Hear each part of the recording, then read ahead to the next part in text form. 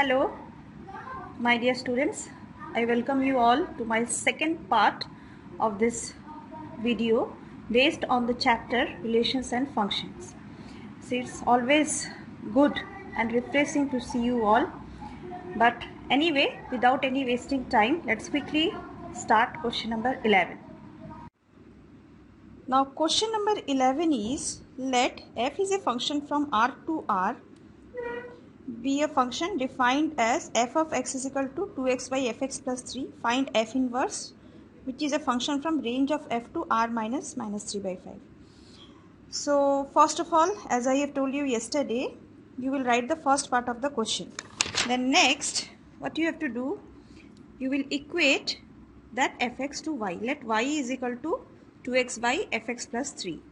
So fx plus y plus 3y is equal to 2x by cross multiplication, and after solving you will express x in terms of y, that is x is equal to 3y by 2 minus 5y.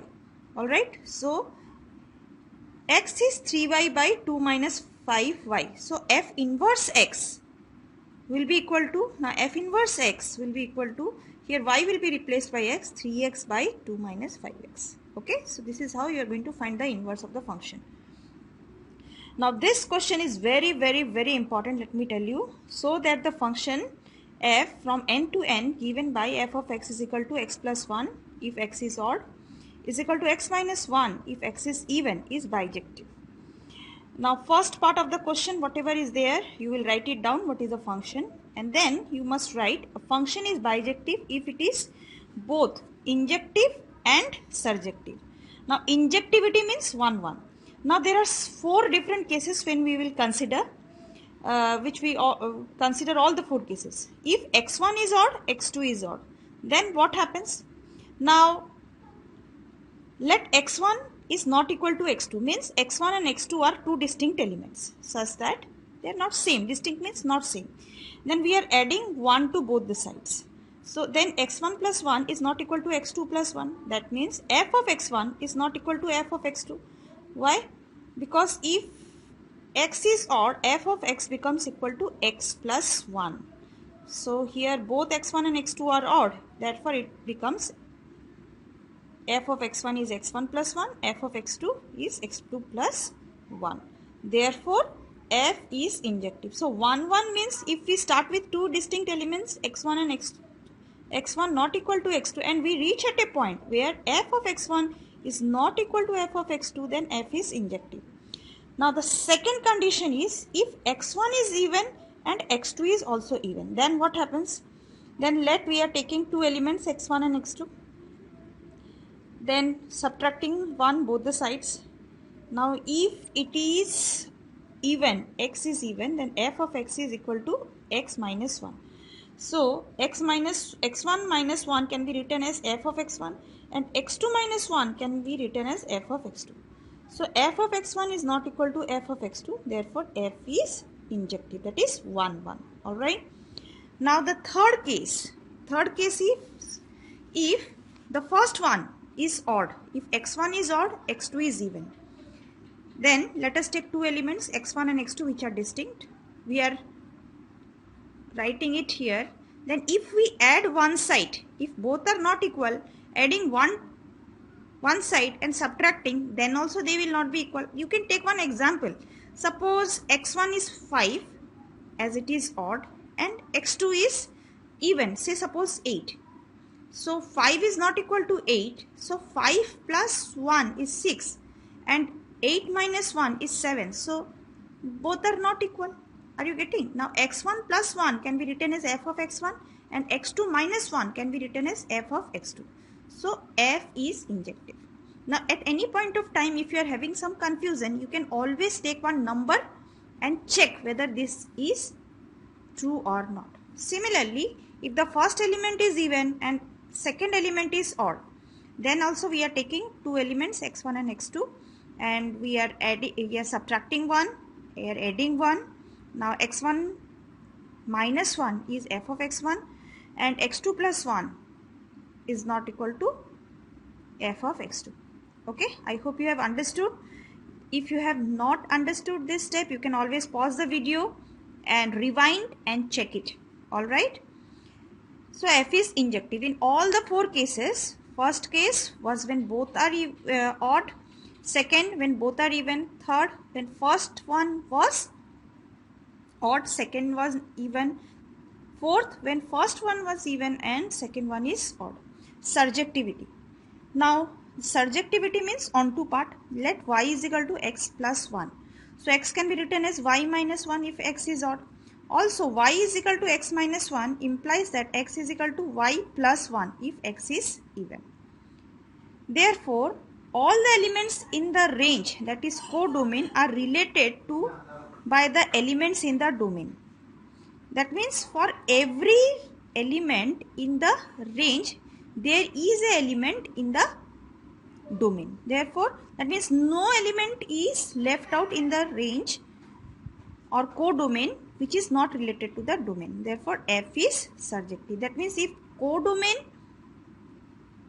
becomes equal to range, then it is we know that it is onto function or surjective. Hence, F is bijective.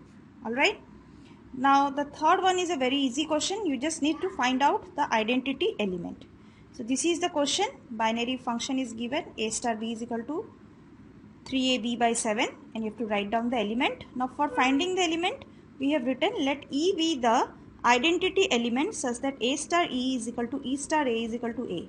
Identity element is that element which does not loses, which when operated with the element, then the main element does not loses its identity. Okay, so 3ae by 7 is equal to 3ea by 7.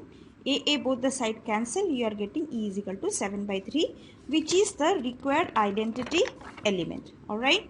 Now question number 14 is actually a 1 mark question. You just need to give examples or of two function. F is a function from n to z and g is a function from z to z such that GOF is injective but g is not. Injective means 1 1. Let f is a function from n to n and g is a function from z to z such that f of x is x plus 2 and g of x is x square plus 2 such that GOF is injective but g is not. Okay, so up to this only you have to write. I have just explained it so that you can understand. Okay, GOF of x means what? G of f of x. So we have taken two elements such that GOF of x is equal to GOF of x1 is equal to GOF of x2. This is only the explanation, explanation part. Okay, just don't need to write. It is only for your understanding. So GOF of x1 is equal to GOF of x2. So GOF of x1 means G of f of x1 is equal to G of f of x2. So f of x1 means x1 plus 2. F of x2 means x2 plus 2. So x1 plus 2 whole square, because g of x we have taken it as x square plus 2. So x1 plus 2 whole square plus 2, x2 plus 2 whole square plus 2. 2 both the side cancel. Rest of the terms also you will find that ultimately, remember one thing students, how to prove that it is injective or 1 1. Always remember what I am telling. 1 1. In order to show 1 1, we need to show either we start x1 is equal to x2 and we reach at a point where f of x1 is equal to f of x2, or we start with x1 and x2 two distinct points such that x1 is not equal to x2 and we reach at a point where we get f of x1 is not equal to f of x2, like in the previous question. Here we have started with GOF means f of x1 is equal to f of x2 or GOF. GOF is a function out here. Alright. Now I will give a separate video link of there are 4 different ways how we can show that a function is 1 1. I will forward it to you. Don't worry.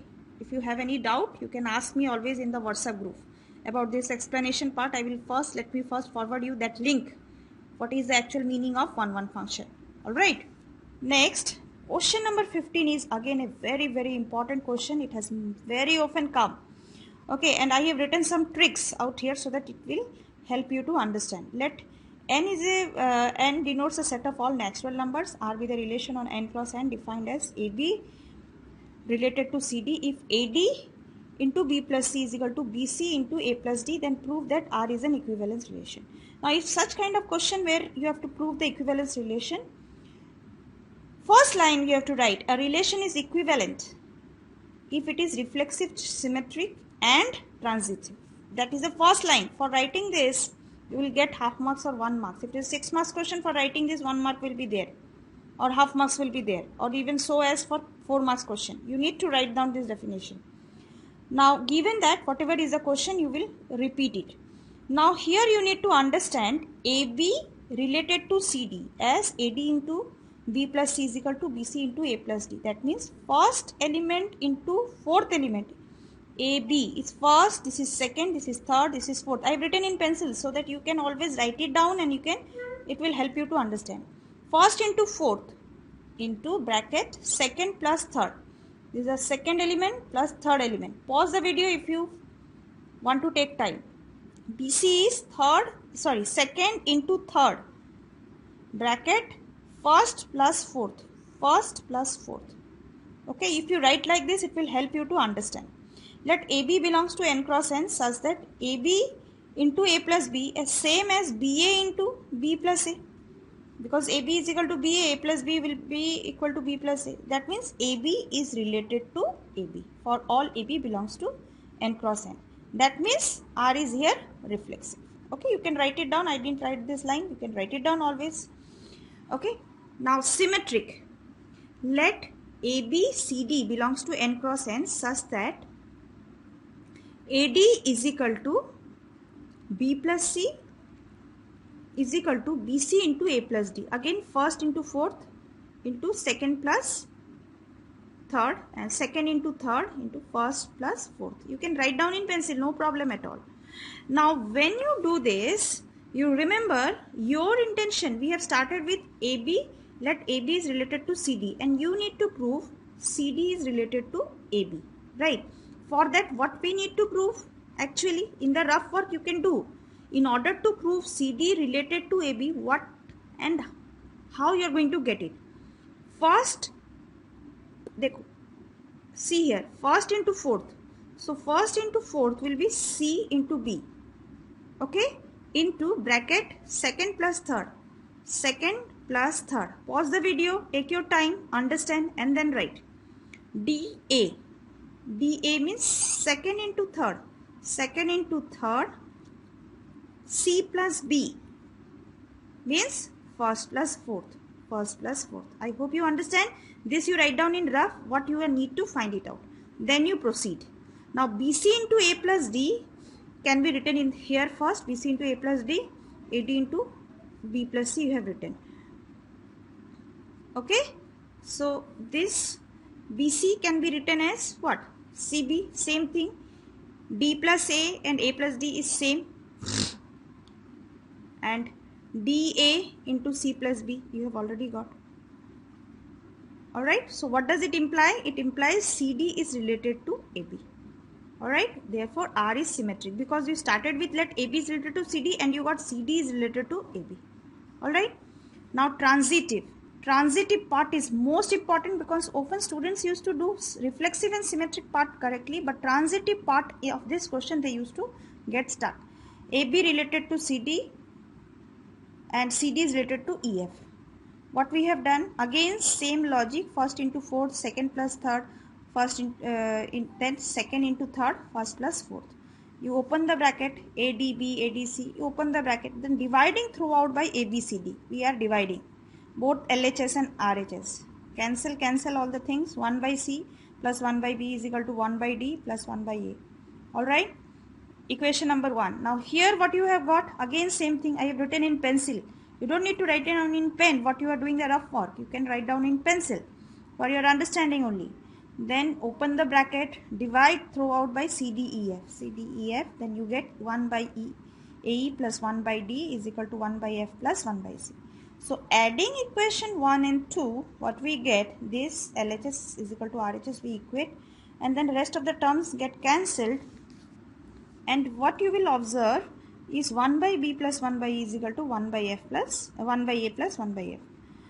Then cross multiplication and ultimately you are going to get AB is related to EF. How you got it?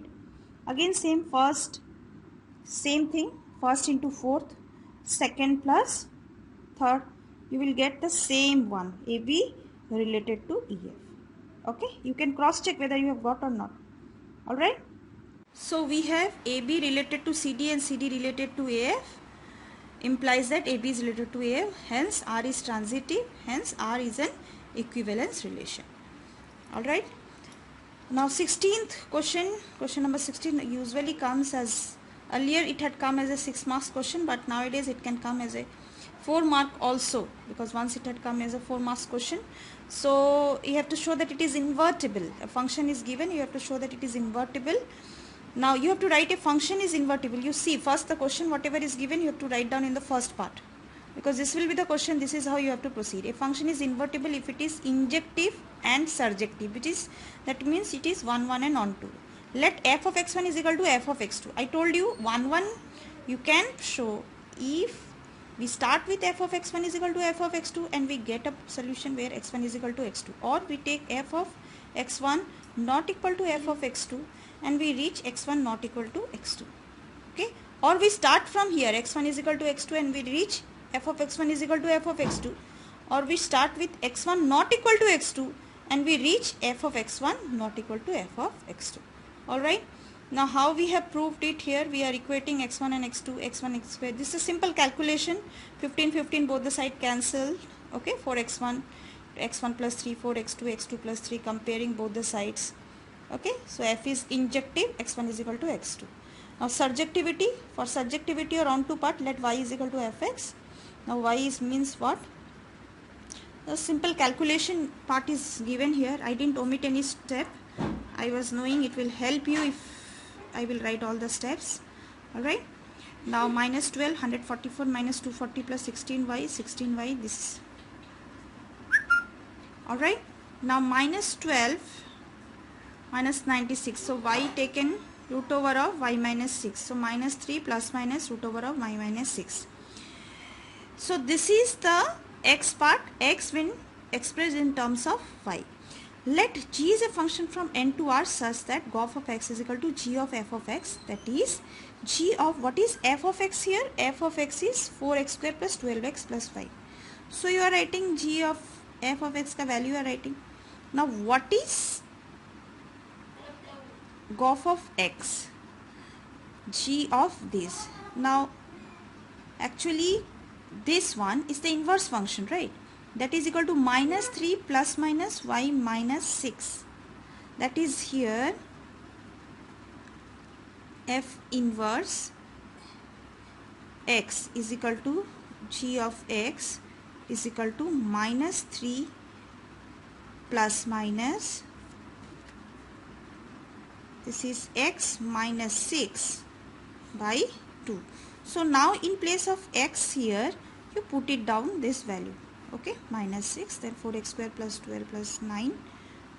Okay, so root over this is cancelled. What you are going to get? X.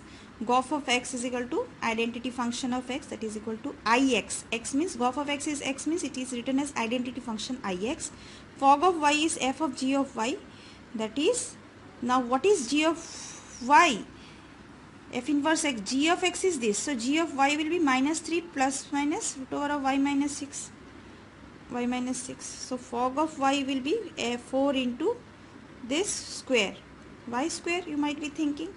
Because it is g of this is 4x square. So 4f